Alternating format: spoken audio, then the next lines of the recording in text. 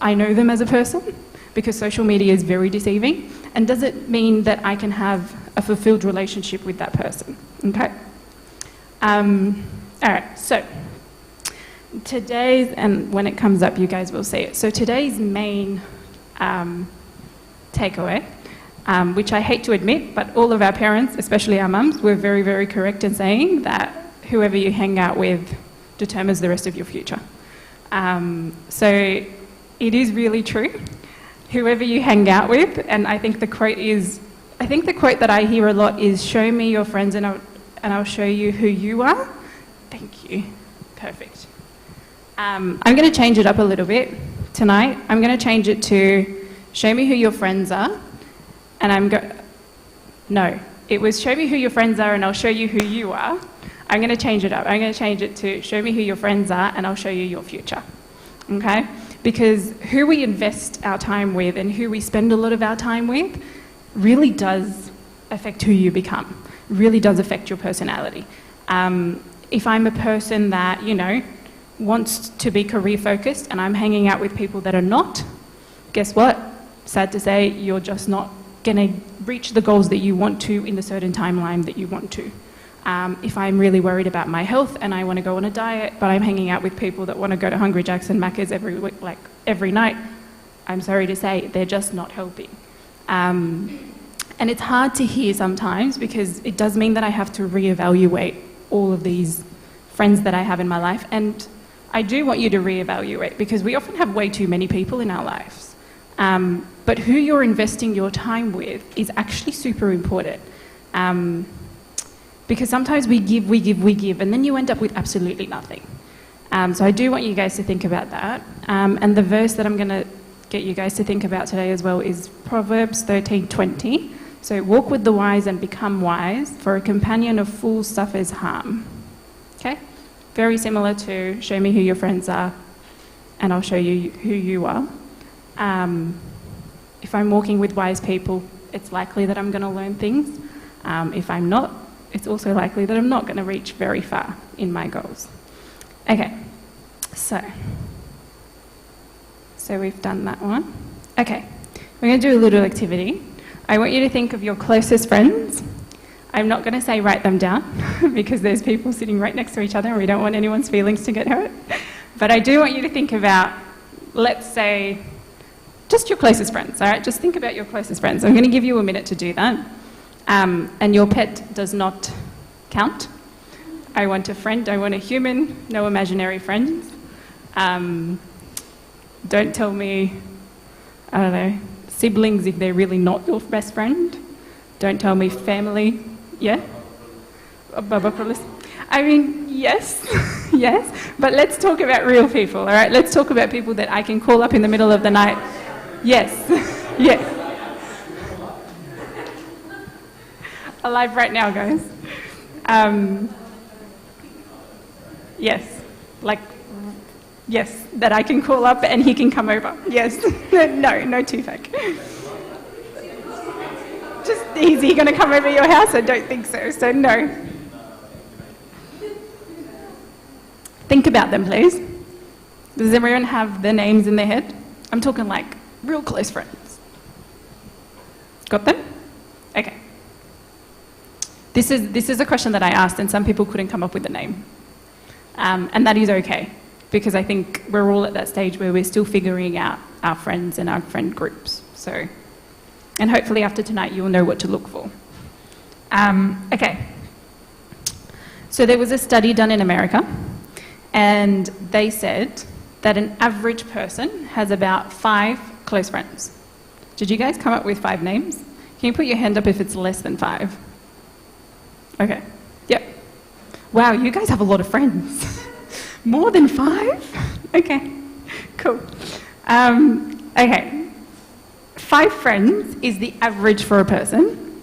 And then they did a study and they said, so considering all of you 5 and then put you become the average of those 5.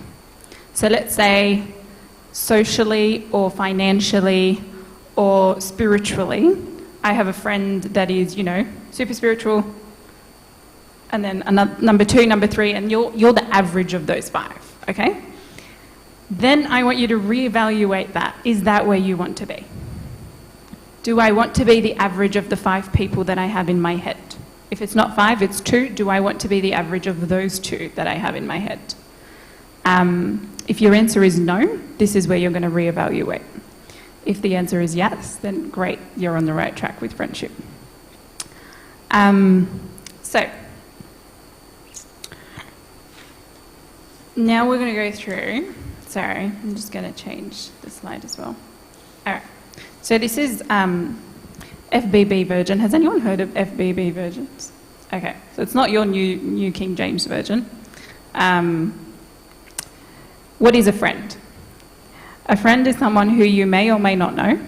A primarily duty of a friend is to like and comment on your posts and to make you feel good about your life, no matter how pathetic it might actually be. Okay? I feel like that's a very fair definition for what we have around us right now. I think a lot of people, when you think of a friend, oh yeah, like she liked my post, she did this, I think we're pretty close, like she must like me, so I like her, and we're good. That's your FBB version, which is just your Facebook version of a friendship definition. The New King James Version, which is a lot deeper, as you can imagine, is a friend who loves at all times and a brother is born in adversity. I'm going to read that again. It's a friend who loves at all times and a brother is born in adversity. Imagine that. I think that's a pretty solid definition of a friendship. Imagine having someone that you could love at all times and then they become even closer to you in adversity. Okay? I think that is a fair definition for us to have at the back of my mind. Have the people that I listed been there in adversity and have loved me at all times? And can I rely on them at all times? Okay? All right, I'm going to ask you guys a question. Who wants to be rich? Put your hand up. Who wants to be rich? Just rich. I like that you said in like what? Like what? Amy, is that a yes or a no? Oh, rich in your... I like this. You guys are getting it. All right. So, anyone that didn't put their hand up, you're all lying because there's no one in the world that doesn't want to be rich, okay? Everyone wants to be rich. But I like Juan's and Amy's question. They said rich in what? And I think that's very important. We all want to be rich, and I think the minute that I said, who wants to be rich, what's the first thing that comes to mind? Material, money, cars, houses, investments. All of that is the first thing that comes into your mind when I say rich. I want you to scratch all that because that is the least meaningful of rich. It's useless. You're going to die in about 90, 100 years. And where does that go? Sorry, I'm saying it as it is. And all that money is gone, okay? But there are two more types of riches that I want to talk to you guys about today. We've done that one. Sorry, I'm not really good with two things at once. Okay, so the other type of rich was, Amy just said, like heart rich. And I think that goes into spiritually rich. So am I spiritually rich? Can I sit by myself and reflect about where my spiritual life is? Can I be vulnerable with myself? Can I identify my sins? Can I work towards eliminating those sins? Okay, that is spiritually rich. And that is a very important place for us all to be in our lives, to identify where am I going correctly or incorrectly in my spiritual life. The other one that relates mainly to this topic today is relationally rich. So having all of these relationships. And I think I was listening to a talk and Abuna said, like you will see this one often with like mission trips. So some of you guys might have gone on mission trips. And often the people will come back and they're super, super excited. But the first thing that they say is, the minute I got off the plane and I saw poverty, I was depressed. Like these people have absolutely nothing. And like even if you just watch on like little videos on like Coptic orphans or something, these ladies or mothers have like 9-10 kids to take care of in a space of like a square, like a metre by metre square. But the smiles that these kids have and the smiles that this lady has and the way she's talking about God makes you go, hold on, like what am I not seeing in this scenario? And why do I suddenly feel very jealous? Why do I have all of this envy all of a sudden? Because she's obviously happy and joyful. But I have all of the materialistic things in life and I don't have that. Like I don't have that happiness. So what is it that I've missed? And I think it comes down to, correct me if I'm wrong, their relationships are very rich with each other, and their definition of a friend is very different to our definition of a friend. My definition of a friend is, my goodness, they didn't take me out on this night when it was a special night or something. I don't know. But for them, a friend is actually their sibling, their brother. They can rely on them at all times. So I think what we want to have is that kind of relationship rich in our lives. But how is the question. How can I find that person, and how do I know when I found that person? And it's very similar to finding like a partner. Friendship is something that you want to hold on to for the rest of your life. And we'll go through some Bible characters and you'll see why they're so important. Okay, so what if I tell you that you might be one friend away from changing the rest of your life? You could be one friend away from your life changing forever. And you might say, Monica, that's a little bit dramatic. Like, what's your problem? It is dramatic. But what if I'm right? What if you are one friendship away from changing the rest of your life? And I think this is where I'm going to give you an example from the Bible. So, everyone knows the story of Saul. Samuel comes later. Saul, who later becomes Paul. I want you to think about his life. Saul was a persecutor for Christians the majority of his life, okay? He hated anything that wasn't Jewish, especially Christians. And he was determined to kill them all. He was just done with it. He was like, no, Jews are the correct ones. Anything else, gone. I'm going to persecute them. And that was his life mission. He was going to persecute them. But something happened to Paul. Saul, who becomes Paul. What happened to him? You guys know the story. Who did he meet on the road to Damascus? Christ. Thanks, Mon. Thanks, Jim. He met Christ.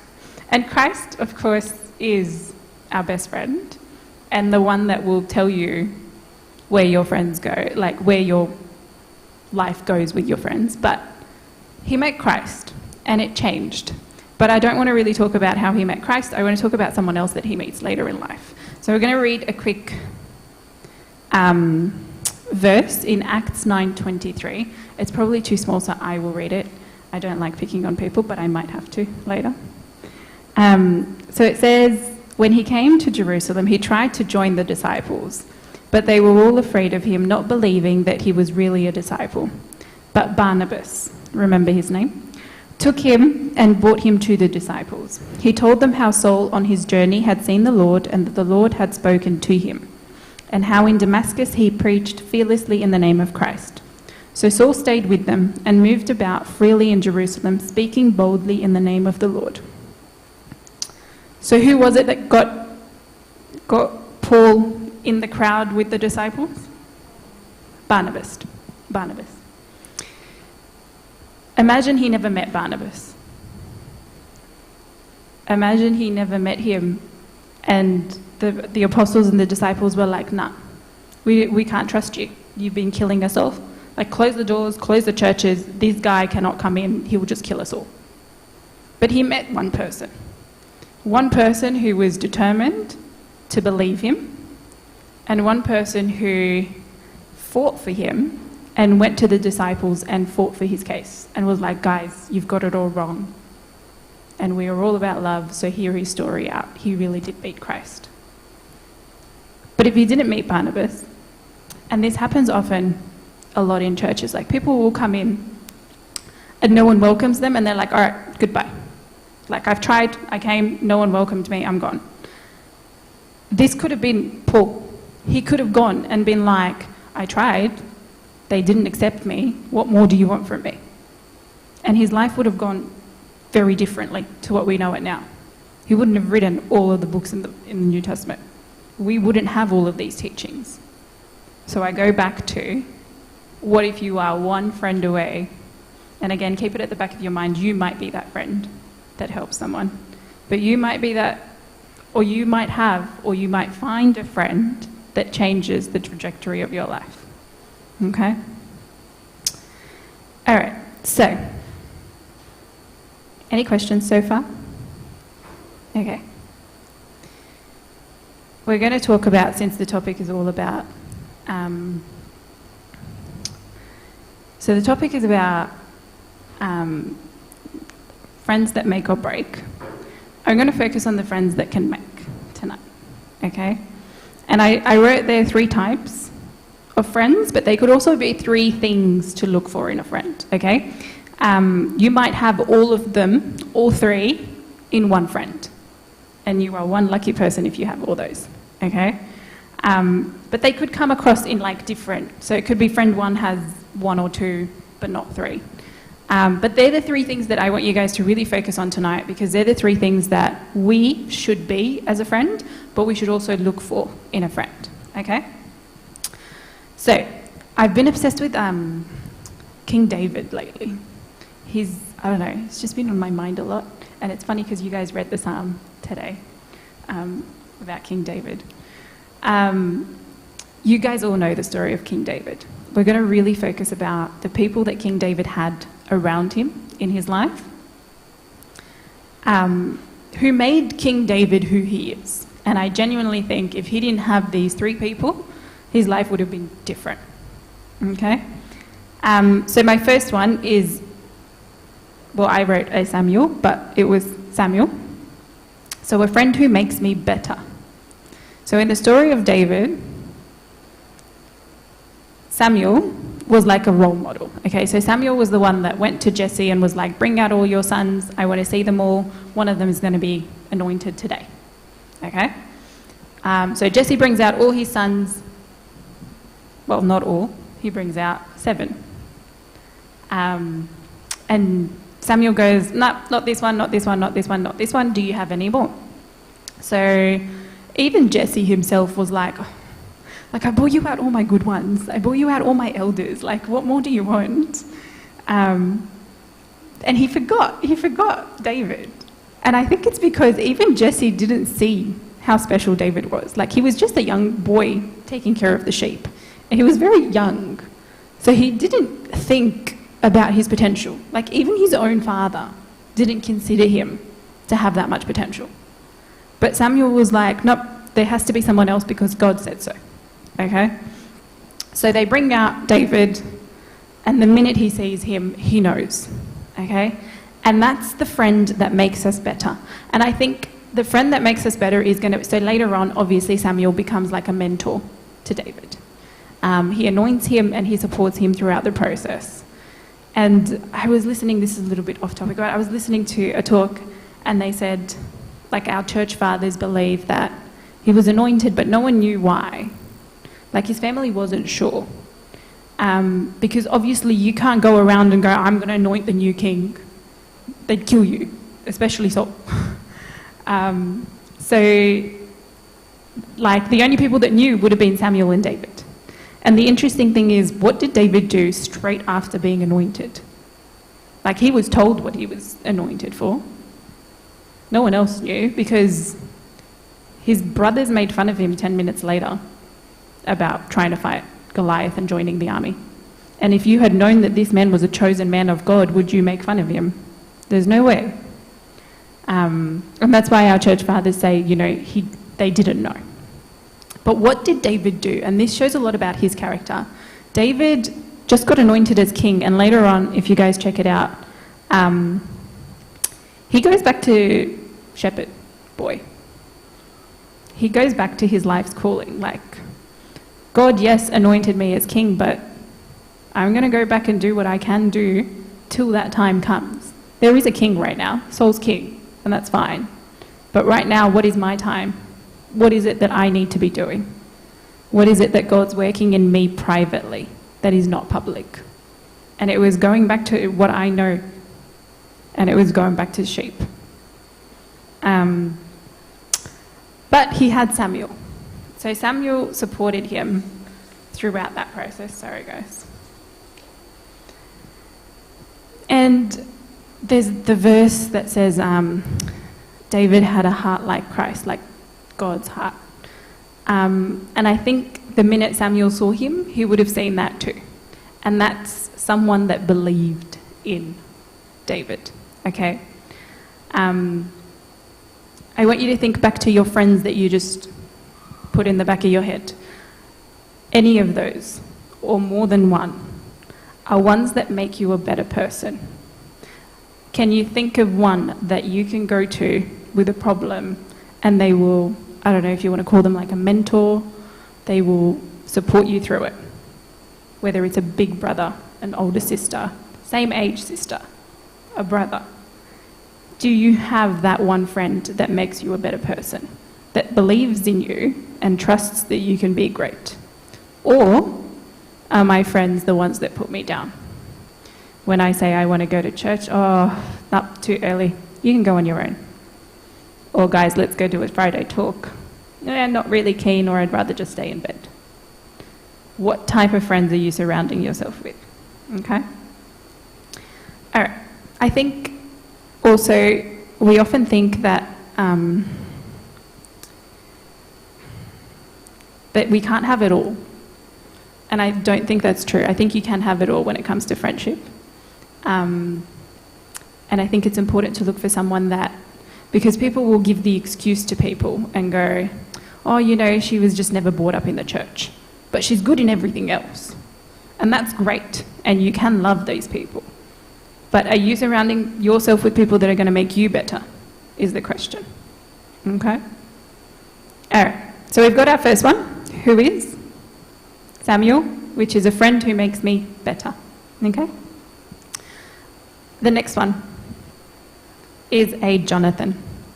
And we often, like, this one's a given, Jonathan and David, best friends.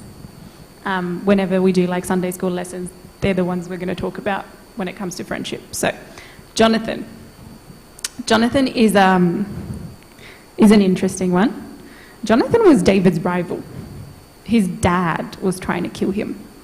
But that didn't stop Jonathan, because Jonathan again saw something in David that everyone else, or his father, just dismissed. Okay? And true or false, Christianity is not an easy road. True. Yeah? Thanks, Mum. It's true. Especially in our society today, where I go and I am surrounded by 1,000 different things that make me stray away from Christ on a daily basis. Like, you can go to the shops and I bet you that there is like 1,000 things or 1,000 thoughts that go into your mind that make you go away from Christ. And I think a lot of us are like, that's okay. Like, I'll do it alone. I'll be okay on my own. I don't really need a friend. I hate to be the bad news person, but you might be able to do it alone one day. You might be able to do it alone 2 days. But it's going to come where you will fall and you will have no one to pick you back up. Okay? There is a reason God said, I know he said it for man and wife, but there is a reason God said it is not good for man to be alone. And that does come back down to friendship. I think when there is struggle and we try and think that we can do it alone, sometimes it makes it worse. And so we need a Jonathan in our lives. Jonathan is someone who makes me stronger. Okay? There was a lot of times where David was running away from the king, and who told David what to do? It was Jonathan. He made him run away from his own father. And there were times, I think there's a little verse that also says, Jonathan went to David and strengthened him in the hand of Christ. Do I have a friend that's going to strengthen me in Christ? Okay? Who's going to make me closer to God and stronger with God? Okay? It's not the friend that goes, no worries, I'll pray for you. It's the friend that goes, all right, I'm coming over and we're praying together. Okay? It's not the one that goes, oh, it's Easter soon, what are you wearing? Let's go to church together. It's the one that goes, oh, there's a first mass tomorrow and I'd really like if we go together. Okay? There's differences in those. And yes, you can have the other friends. But do I have the one that's going to make me stronger in Christ? And again, think about it. You're the average of the people that you just thought of. Okay? So if I want to be better, I have to be surrounded by better. And I think that's God's intention for us. Okay? All right. Again, tell me who your friends are and I'll tell you the rest of your future. Okay? All right. So who's our second one? Jonathan. So our first one was Samuel, and then we have a Jonathan. All right. Later on in David's life, things get a little bit complicated. And this is a friend that we don't... This is a friend that we tend to push away when we should really be bringing them closer to us. It's a Nathan. And a Nathan is a friend who speaks the truth. We don't like that. And we don't want that.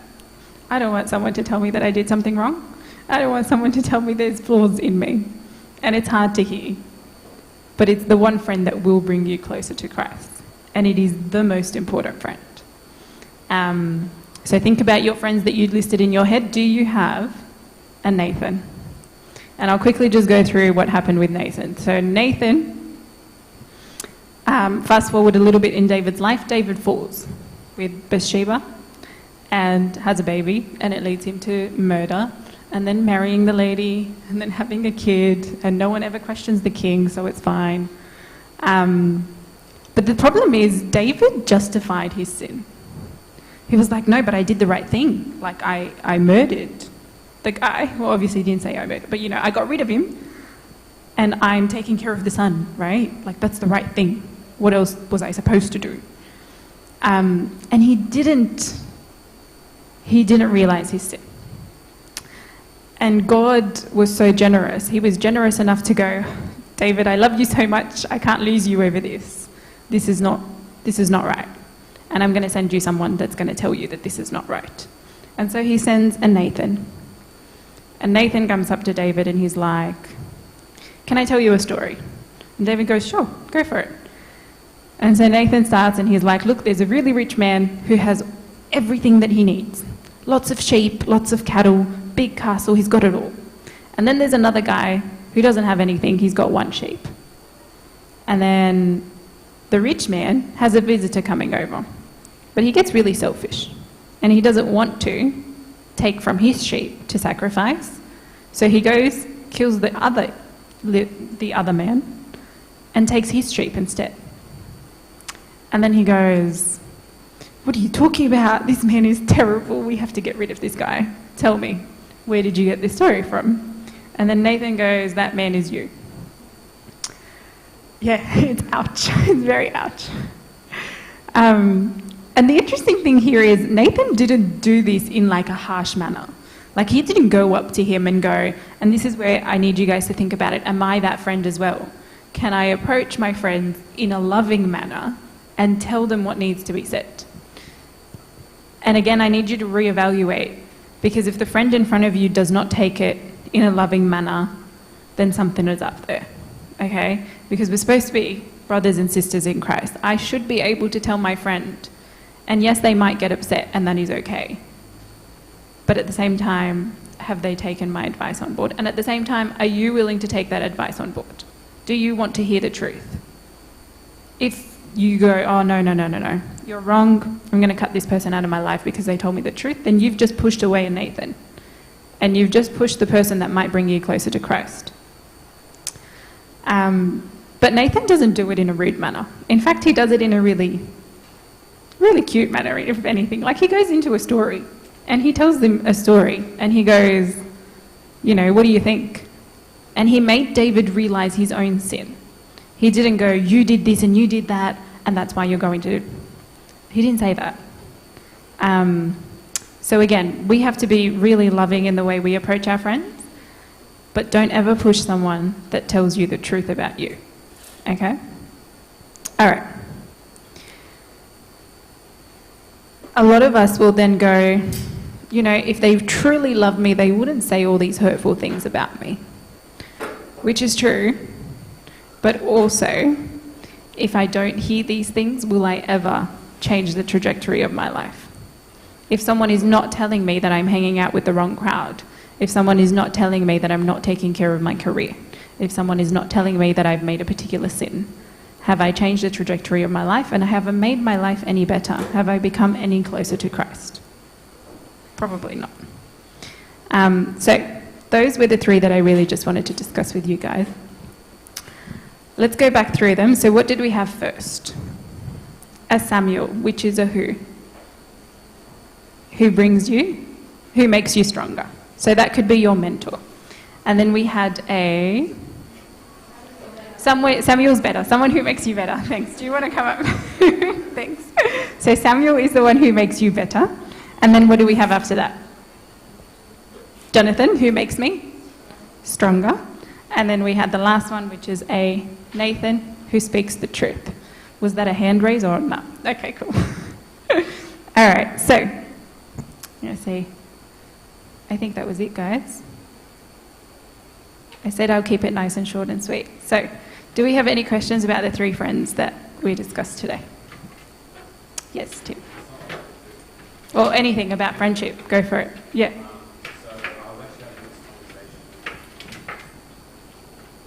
Having this conversation with a friend the other day, and they're saying, like, you know, what do you do when your friend or a particular friend isn't these things? Like, do you just cut them off? You know, how do you approach dealing with, you know, with the problem of friends that might not be, you know, to say it in the best way possible, like, you know, good friends for you, yeah.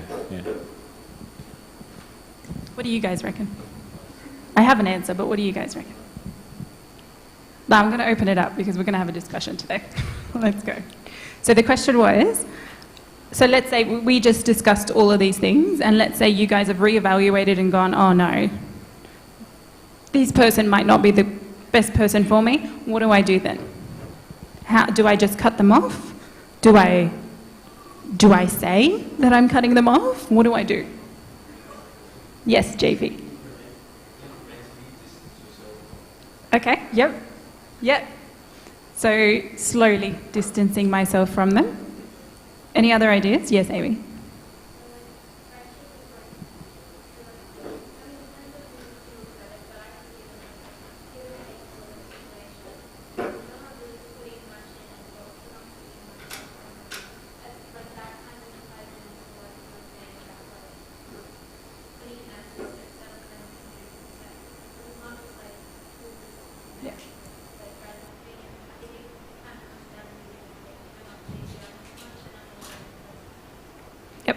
I agree with both of you.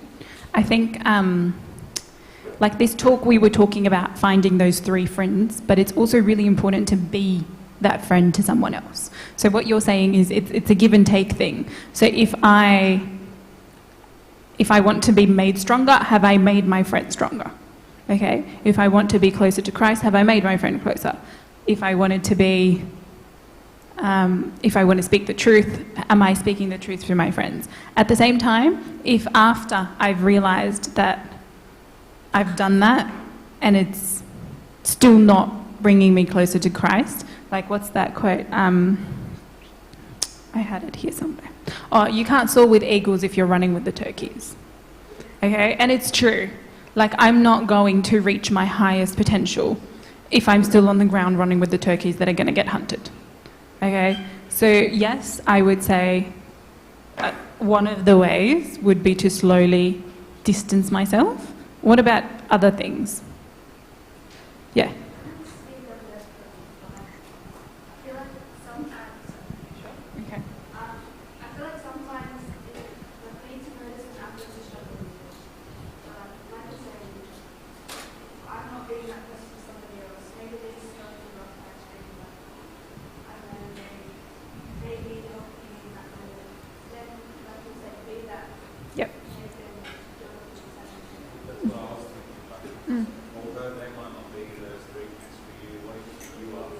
Yeah, put you in yeah. that situation because Mm. they're not really ready when you are.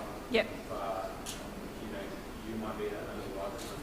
Mm. It's really hard because Mm. you want to prioritize your spiritual life. Yes. But Yep. also it's Yeah. hard. It's really hard, and I don't think there's a right or wrong answer. I think it comes down to how much am I investing in that relationship. Because we have a lot of love to give, we have a lot of energy to give, we have a lot of support that we want to give, like we want to give. But how much am I giving someone that is not giving back is something that you need to question. And like it's always, I think it's a really tricky question, but it's always at the end of the day, especially when it comes to our spiritual life, we can be a little bit selfish. If this person is discouraging going to church, that's a big red flag. If they're doing the complete opposite and doing something else instead of going to church that is not correct, then again, that's a big red flag. I think it's a topic close to my heart, so sorry for blabbing on. But I think one thing Abuna says, Abuna's mentioned to me before, is sometimes we're not strong enough. Sometimes we're not strong enough to, to be those three things for that person, and sometimes because of our own weakness, the harm caused may be greater in continuing that friendship. So I know what Abuna always says is like, if you distance yourself, it doesn't mean like you've shunned them out of your life and you're never going to see them again. It's really that 5-person thing. So there could still be an acquaintance and someone you see like every now and then, and there's still a lifeline, but it's almost saying that I'm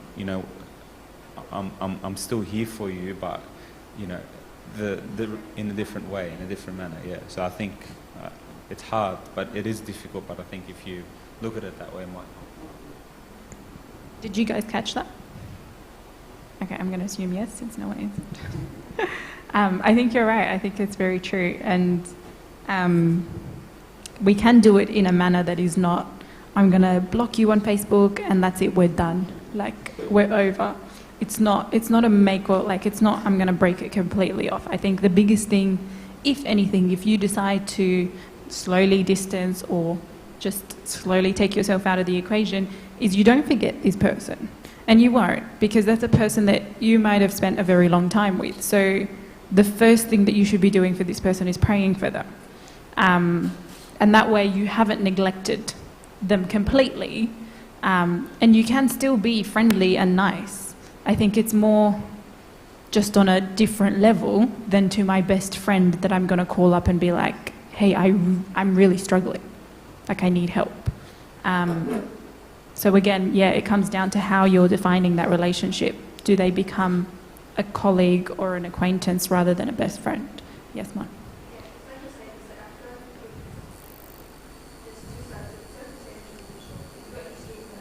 Yep.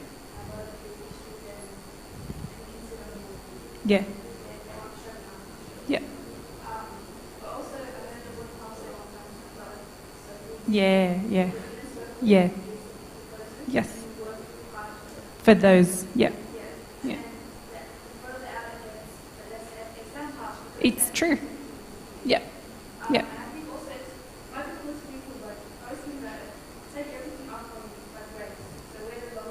Yep. Mm-hmm.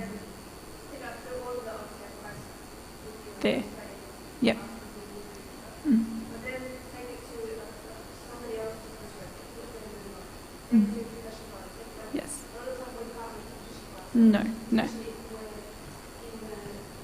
Yeah. Yeah. It's so hard. It's so hard. Especially when you think you're going to hurt someone in the process. And sometimes it does hurt, whether them or you. But I think you're right in saying that maybe you need to consult someone. And maybe there is a different approach to letting them go slowly. But I think this came up a lot when I did to speak to people. I'm like, so why are you in that group of friends? And the response was, I've just been in it since I was like 5. And it's a very common thing, but just because you're in it since you were 5 doesn't mean that like Saul was killing Christians his whole life, okay? But that doesn't mean that he continued to do it just because that's what he knew. He stopped that the minute he realized there was more to life. He did it the very blunt way that was like, that's it, like, it's, like that part of my life is gone. And he was persecuted for it, and he was okay with that. And I think, obviously, that's an extreme example. But it's the same thing with our lives. Just because I've grown up with these people doesn't mean that they're the best people for me. And if that means I need to distance myself a little bit, then sure. Again, like, not in a harsh way, I'm never going to be your friend again. You can say hello, goodbye, how are you going, how's mum, how's dad, all of that is fine. But who have I invested myself completely in? Who do I let in to know who am I as a person? Or what is it that I'm trying to achieve in my life? Am I career-oriented? Am I health-oriented? Whatever it is that I've set as a goal for myself, you need to have people that surround that and support that. If they're not supportive of that, again, what if you're one friend away from changing that? Go for it, yeah. No, please, I like discussions. Yes, rich. Ah, I like that.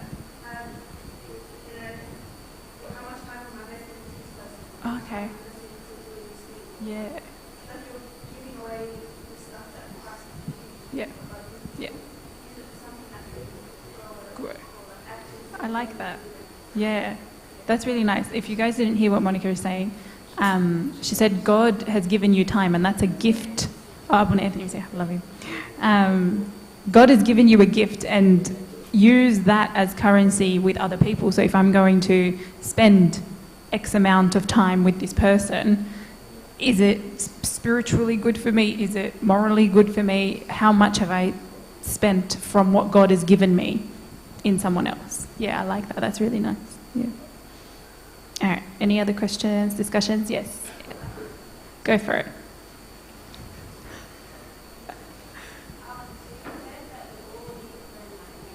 Yes.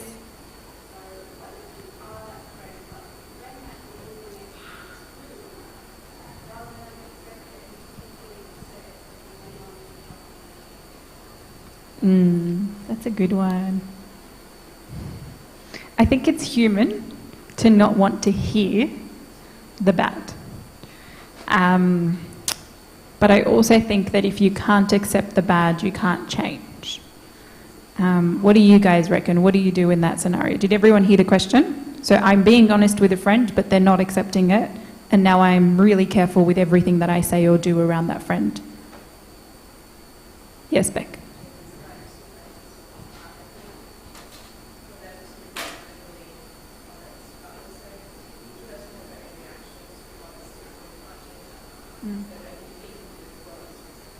Yeah. It's not healthy.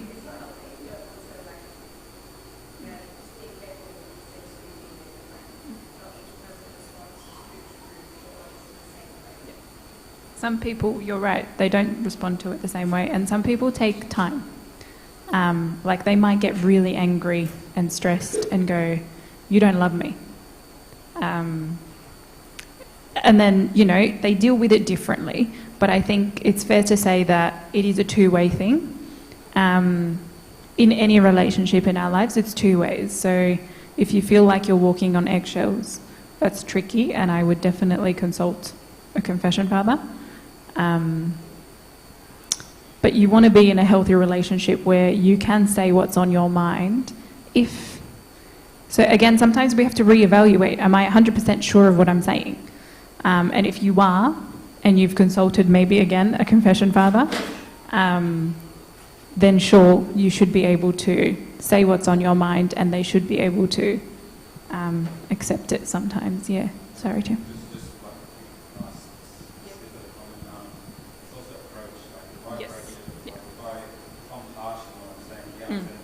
Yeah. It's not nice. Yeah. Sometimes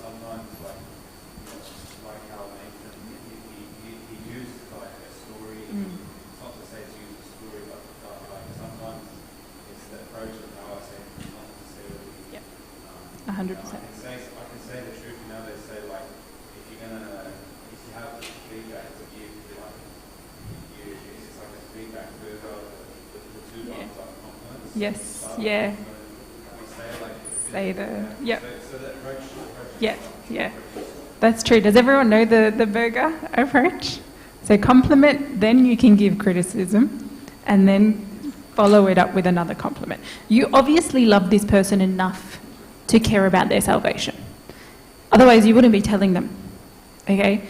It's as simple as, you know, like the friend that's going to tell you your zipper is open. You don't love me enough if you don't tell me. But if you do, yes, it's annoying and it makes me feel very embarrassed, but my best friend told me, and now I'm going to be okay. Like, it's the friend that tells you have tissue at the bottom of your shoe. Yes, it's embarrassing, but you need those friends. And I think it comes out of love. Like, I love them enough to tell them that something is wrong. Sorry, very stupid examples, but it's out of love. Like, all of that is out of love. But does that answer the question? Anna? Does it answer the question? Yeah? Okay, awesome. Any further comments, questions, discussion points? Because it's a very big topic. But again, I just want you to think of a friend that's going to love you all the time, and then they become a brother in adversary. So remember that verse as well. Any more comments? Thanks, guys. Thank you for the discussions. That was awesome.